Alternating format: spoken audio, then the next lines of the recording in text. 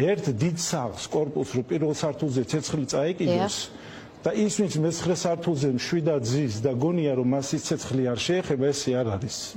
ამიტომ როცა იქ პირველ სართულზე ცეცხლი გაჩნდა, ისიც ვალდებულია.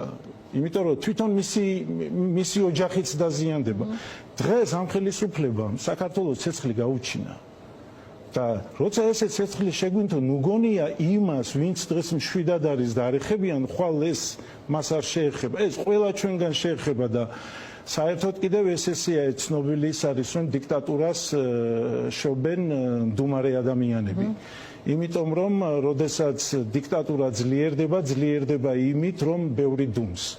და იმ მდუმარე ადამიანებსაც შეეხება ეს დიქტატურა, აუცილებლად შეეხება და ამიტომ ყველას იარჩევანია, მაგრამ მე მოუწოდებ და ყველას თუ დაფიქრდებიან ეს მათი ის არის, დაფიქრდნენ იმაზე, რომ ის ცეცხლი, რომელიც პირველ სართულზე გაჩნდა, იცოდნენ, რომ მე-9-მდეც მივა.